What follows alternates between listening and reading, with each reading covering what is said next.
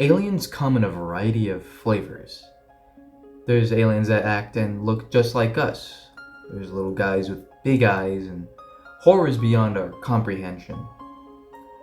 And what is probably my favorite, the big red and silver spacemen that come to protect us from giant monsters and invading alien forces. I'm talking about Ultramen. In my last review, I looked at aliens that have goals beyond anything really to do with us humans. And I kinda glossed over the other types of aliens. Today I'll focus a little more on heroic aliens. Heroic aliens are also a very common trope in science fiction. From Yoda, Spock, the Doctor, Superman to none other than Ultraman, there is no shortage of heroic aliens throughout fiction. They're usually idealized versions of us, which play up humanity's good aspects like our compassion, wisdom, empathy, morality, and hope. Heroic aliens usually get compared to religious figures because of their exaggerated virtues. And they're a trope that I'm personally a very big fan of. They give us this idea of what we can strive to be, someone we can look up to. They show that anyone can be a hero, even those who aren't even a human. Heroic aliens are genuinely one of my favorite tropes, and a series that prides itself on its alien heroes is of course the Ultra franchise. I already looked at Ultraman, so I'll look at its following season, Ultraseven.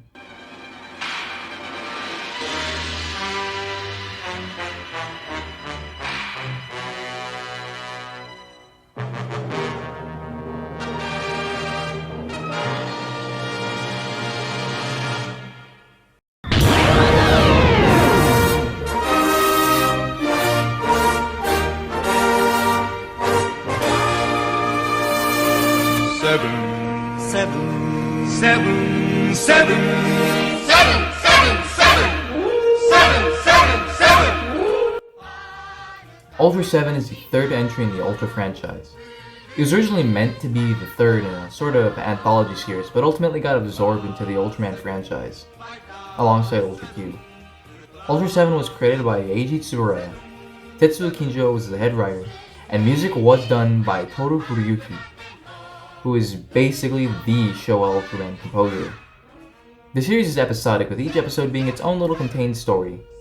Each episode follows the Ultra Guard, an organization made up of 6 people. Kiriyama, portrayed by Shoji Nakayama. Furuhashi, portrayed by Sandai Dokumamushi.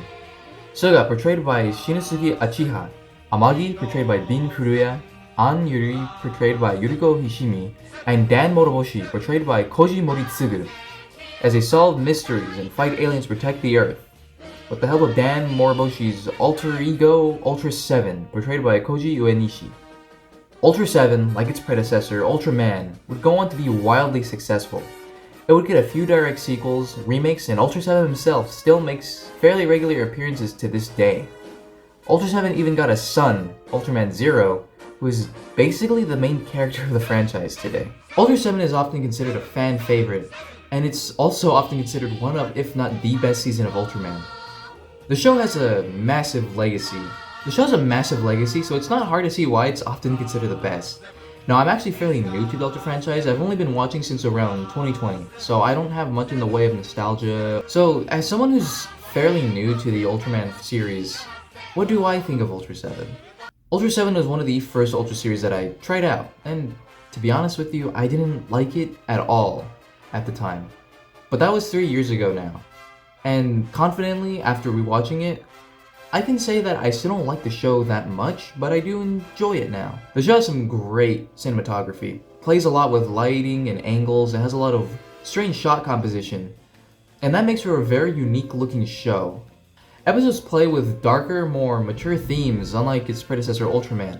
Some episodes really make you think about the nature of man and don't shy away from showing our negative, ugly side, like the Metron episode, which ends with a speech telling the viewer that aliens could not divide us because humanity as it is now is already divided.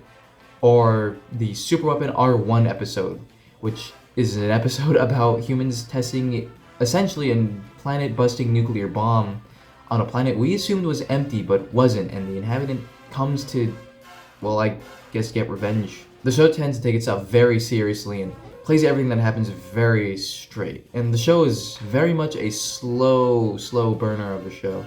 And I think that's to its detriment, because frankly, it doesn't hold my attention and makes a lot of the plots move very slowly.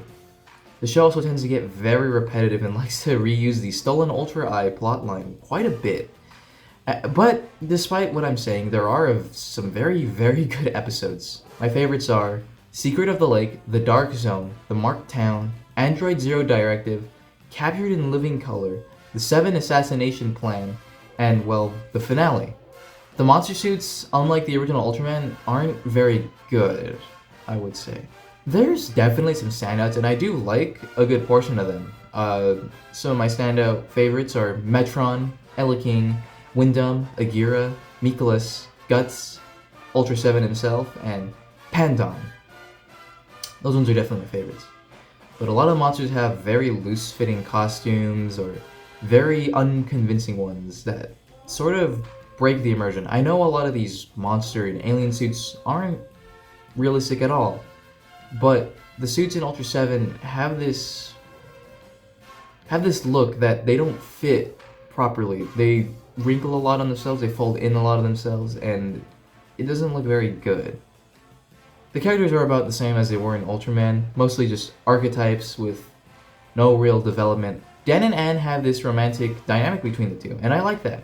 But I feel like it could be developed a lot more, and it's definitely done better in following shows where they have this romantic line between a male lead and a female lead. The music is good. It's a bit generic, I would say. Toru Furuyuki is a good composer, but I think a lot of his tracks suffer from sounding very generic. They're good, and they're memorable, but I would only say they're memorable, to me at least, because they play a lot. They're tracks for specific situations. The fight choreography can be hit and miss. There's a lot of good fights in this. There's fights like the Ultraseven versus King fight, or there's fights like Ultraseven versus Dankan, Ultraseven versus King Joe. But then there's fights like Ultraseven versus Nars, which isn't really much of a fight. It's just Ultraseven standing in place while Nars constricts him and then he breaks it. I think the strongest aspect for the show is the main hero himself, Ultraseven. He comes to Earth on a simple scouting mission, but soon joins the Ultra Guard under the name and face of Dan Moriboshi. And while a lot about what I like about Ultraseven as a character is shown a lot more in following movies and shows, this of course lays the groundwork for all that, and he's still a likable character in this, I think. Most of what's said is his love for Earth and his faith in humanity. In episodes like Super Weapon R1, he's faced with humanity's ugly side. You know, humans literally bombed a planet and destroyed the entire thing just to test a weapon. And in the episode, he shows a bit of regret for trying to protect us. He's disappointed in us. But despite that, he still shows faith and still continue to fight for us. Seven and really the Ultras as a whole are kind of like these religious sort of Jesus figures, and I think that might be due to Eiji Tsuburaya being Catholic. Seven quite literally dies on a cross for us, which is a trope that happens a lot in Ultraman media. And Ultraseven has shown all these reasons about why humanity may not be worth fighting for, why we aren't the ones that he should be giving all his energy to. But despite all that, he continues to fight for us. And I love this aspect of the character, and it's frankly my favorite thing about this show. Now, Ultraseven as a show just simply isn't my cup of tea, but I can appreciate it. I see the appeal, but it simply just doesn't appeal to me.